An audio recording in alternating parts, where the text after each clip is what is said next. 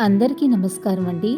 మన ఛానల్ని సపోర్ట్ చేసి ముందుకు నడుపుతున్న ప్రతి ఒక్కరికి నా హృదయపూర్వక నమస్కారాలు. ముందుగా మన ఛానల్ని ఎవరైనా ఫస్ట్ టైం చూస్తున్నట్లయితే మన ఛానల్ని తప్పకుండా సబ్స్క్రైబ్ చేసుకుని లైక్ చేసి షేర్ చేయండి.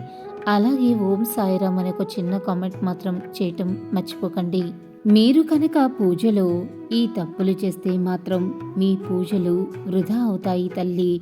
దాదాపు ప్రతి ఇంట్లో దేవుడికి పూజ చేస్తాము. హిందూ సాంప్రదాయంలో దీపారాధన జరిగే ప్రదేశంలో మహాలక్ష్మి స్థిర నివాసం చేస్తుంది తల్లి. దీపం లేని ఇల్లు కళావిహీనమై అలక్ష్మి స్థానం అవుతుంది తల్లి. పూజ చేసేటప్పుడు కనుక ఈ తప్పులు చేస్తే మాత్రం మీరు ఎంత పూజ చేసినా కూడా ఫలితం దక్కదు. పూజ చేసేటప్పుడు పొరపాటును కూడా ఈ తప్పులు చేయకూడదు తల్లి. చాలా మంది ఇంట్లో పనులన్నీ ముగించుకుని మిట్ట మధ్యాహ్నం పూజ చేస్తూ ఉంటారు. కానీ మిట్ట మధ్యాహ్నం అస్సలు పూజలు చెయ్యకూడదు తల్లి. స్త్రీలు జుట్టును విరబోసుకుని మాత్రం అస్సలు చెయ్యరాదు. స్నానం చేశాక జుట్టుకు నీరు కారుతూ ఉంటే పూజ చేయకూడదమ్మా. ఇంటి ముందు ముగ్గు లేకుండా అస్సలు పూజ చెయ్యరాదు. దేవుని పటాలను కనీసం వారానికి ఒక్కసారైనా తప్పనిసరిగా శుభ్రం చెయ్యాలి తల్లి. సాయంత్రం పూట దేవుని పటాలను శుభ్రం చెయ్యకూడదమ్మా. ఇంట్లో పూజ చేసేటప్పుడు ఇల్లు మొత్తం ఖచ్చితంగా శుభ్రం చేసుకోవాలి. ఇంటిని శుభ్రం చేయకుండా ఎట్టి పరిస్థితుల్లోనూ కూడా పూజ చెయ్యరాదు. నలుపు రంగు దుస్తులను ధరించి పొరపాటును కూడా పూజ చెయ్యరాదు. స్త్రీలు నుదుటిన కుంకుమ బొట్టు లేకుండా పూజ చేయకూడదు తల్లి.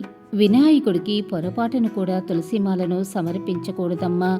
నీ కోరికలు నెరవేరాలంటే వినాయకుడికి గరికమాలను సమర్పించాలి. ఇలా చేస్తే మీ కోరిక ఖచ్చితంగా నెరవేరుతుంది. దేవుని పటాలను కుంకుమ బొట్టు ఒక్కటే పెట్టి పూజ చెయ్యరాదు. దేవుని పటాలకు తప్పనిసరిగా పసుపు లేదా గంధం రాసి అప్పుడు కుంకుమ బొట్లు పెట్టాలి తల్లి. పూజ గదిని శుభ్రం చేసేటప్పుడు పొరపాటును కూడా చీపురను వాడకూడదమ్మా. పూజ గదిని శుభ్రం చేయటానికి ఏదైనా వస్త్రాన్ని వాడటం చాలా మంచిది. మంగళవారం రోజున దేవుని పటాలను శుభ్రం చెయ్యరాదు. నీళ్లతో కడిగిన పూలను దేవుని పూజలకు ఉపయోగించకూడదు. స్నానం చేయకుండా దేవునికి నైవేద్యం తయారు చేయరాదు. స్నానం చేయకుండా దేవునికి సమర్పించే పువ్వులను కొయ్యరాదు. వాసన చూసిన పూలను పూజలో దేవునికి సమర్పించకూడదు తల్లి. కింద పడిన పూలను కూడా పూజలో వాడకూడదు. సెల్ ఫోన్ చూసుకుంటూ, టీవీ చూస్తూ, స్నేహితులతో మాట్లాడుతూ, ఇంట్లో వారితో మాట్లాడుతూ పూజ చేయకూడదు తల్లి. పూజ చేసేటప్పుడు మనసంతా దేవుని పైన పెట్టాలి. ముళ్ళు కలిగిన పూలు, రెక్కలు తెగిన పూలను దేవునికి అస్సలు వాడకూడదు. దీపాన్ని వెలిగించేటప్పుడు నేరుగా అగ్గిపులతో వెలిగించకూడదు. ఏకహారతి ఉపయోగించుకుని కర్పూరం ఉపయోగించుకొని కానీ దీపాన్ని వెలిగించడం చాలా ఉత్తమం. నిలబడి పూజ చేయకూడదు తల్లి. ఇంట్లో పూజ చేసేటప్పుడు నిమ్మకాయ దీపం పెట్టకూడదు. దేవాలయంలో మాత్రమే నిమ్మకాయ దీపాన్ని పెట్టాలి. దేవుని పూజలు పెట్టిన పూలను ఎండిపోయిన తర్వాత వెంటనే తీసేయాలి. చిరిగిపోయిన దేవుని పటాలకు, మాసిపోయిన దేవుని పటాలకు, రూపం కూడా కనిపించని దేవుని పటాలకు పూజలు అస్సలు చేయకూడదు. ఒకవేళ పూజ చేసిన ఫలితం దక్కదు. పూజా మందిరంలో ఉన్న పాత దేవుని పటాలను పారే నీటిలో కానీ ఏదైనా దేవాలయంలో కానీ పెట్టేయాలి తల్లి. అంతేగాని పాత దేవుని పటాలను ఎక్కడ పడితే అక్కడ వదిలేయకూడదు. ఉంగరపు వేలుతో దేవునికి కుంకుమ బొట్టు పెట్టకూడదమ్మా. మధ్య వేలుతో మాత్రమే దేవునికి కుంకుమ బొట్టు పెట్టాలి. ఒక్క ఒత్తితో దీపారాధన అస్సలు చేయకూడదు.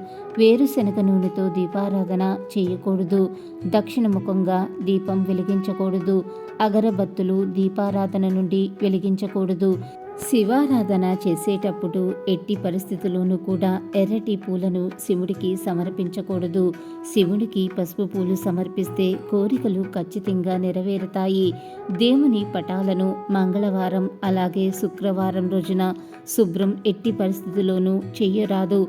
దేవుని పటాలను శనివారం మాత్రమే శుభ్రం చేయాలి. శనివారం పూజ చేసేటప్పుడు బియ్యం పిండితో ప్రమిదన చేసి నువ్వుల నూనెతో దీపం వెలిగిస్తే మీ ఇంటికి చాలా మంచి జరుగుతుంది. చిరిగిన బట్టలు ధరించి పూజ చెయ్యరాదు. ఎందుకంటే చిరిగిన బట్టలు ధరించి పూజ చేస్తే కనుక పేదరికం వస్తుంది తల్లి. స్టీల్ ప్రమిదలో దీపారాధన చేయకూడదు తల్లి.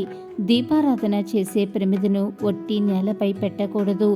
ఇలా చేస్తే దీపాన్ని అగౌరవపరిచినట్లు అవుతుంది. కాబట్టి ప్రమిద కింద తమలపాకు కానీ, మందార పువ్వు యొక్క ఆకు కానీ, ఏదైనా చిన్న ప్లేటు కానీ తప్పనిసరిగా పెట్టాలమ్మా. చాలామంది పూజ చేసేటప్పుడు పూజా మందిరంలో ముగ్గు అస్సలు వెయ్యరు. కానీ మీరు చేసే పూజకు రెట్టింపు ఫలితం లభించాలంటే పూజా మందిరంలో తప్పనిసరిగా ముగ్గును వేయాలి. పూజా మందిరంలో దేవుని పటాలు ఒకదానికొకటి ఎదురుగా ఉండకూడదు. దేవునికి పూజ చేసేటప్పుడు నైవేద్యం పెట్టకుండా పూజ చేయకూడదు. దేవుని పూజలో చిన్న బెల్లం ముక్కైనా దేవునికి నైవేద్యంగా పెట్టాలి. చాలామంది రేపు చేసే పూజ కోసం ఈరోజు సాయంత్రం మీ దేవుని పటాలను శుభ్రం చేస్తారు. కానీ ఇలా చేయకూడదు. చాలామంది తెలుసో తెలియకో అగరబత్తులను అలాగే ధూపాలను పొగ రావాలని నోటితో ఊదుతూ ఉంటారు. కానీ ఇలా అస్సలు చేయకూడదు. నోటితో అగ్నిని ఆర్పరాదు. పూజా సామగ్రిని శుభ్రం చేయటానికి సపరేట్గా సబ్బుని పెట్టుకోవాలే తప్ప, అంతేకాని పూజ సామగ్రిని శుభ్రం చేయటానికి అలాగే ఇంట్లోని వస్తువులు శుభ్రం చేయటానికి ఒకే సబ్బును అస్సలు వాడకూడదు. దేవునికి నైవేద్యం పెట్టడానికి స్టీల్ ప్లేట్ కానీ, ప్లాస్టిక్ ప్లేట్ కానీ అస్సలు వాడకూడదు. నైవేద్యాన్ని తమలపాకుల్లో కానీ లేక అరిటాకుల్లో కానీ పెట్టి దేవునికి సమర్పిస్తే మీకు దేవుని యొక్క అనుగ్రహం తప్పకుండా లభిస్తుంది. దేవునికి పెట్టిన నైవేద్యాన్ని పొరపాటును కూడా పడేయకూడదు. పూజ పూర్తయిన వెంటనే దేవునికి పెట్టిన నైవేద్యాన్ని తప్పనిసరిగా ఇంటిలోని కుటుంబ సభ్యులందరూ స్వీకరించాలి. ఇలా చేయటం ద్వారా దేవుని యొక్క అనుగ్రహం ఎల్లప్పుడూ మీ కుటుంబంపై ఉంటుంది తల్లి. మీ పూజ గదిలో తప్పనిసరిగా అక్షంతలు ఉండేలా చూసుకోవాలి.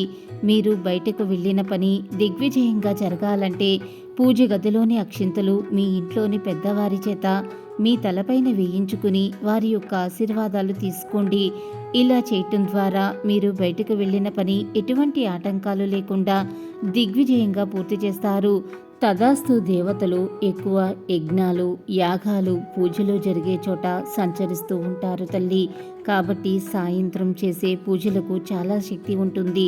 సాయంత్రం సమయంలో 6 గంటల నుండి 7 గంటల మధ్యలో పూజ చేసి దేవునికి నమస్కరించినట్లయితే మీ మనసులో ఏది కోరుకున్నా తదాస్తు దేవతల యొక్క అనుగ్రహం వలన మీ కోరికలు త్వరలోనే నెరవేరతాయి.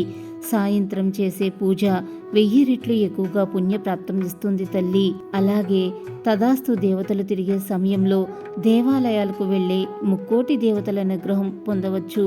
నేను చెప్పిన వాటిలో మీరు ఏదైనా పొరపాట్లు కనుక చేసి ఉంటే వాటిని ఈరోజే వెంటనే సరిదిద్దుకుని సక్రమంగా పూజ చెయ్యండి తల్లి. అప్పుడే మీ పూజలు వృధా కాకుండా ఫలితం సిద్ధిస్తుంది.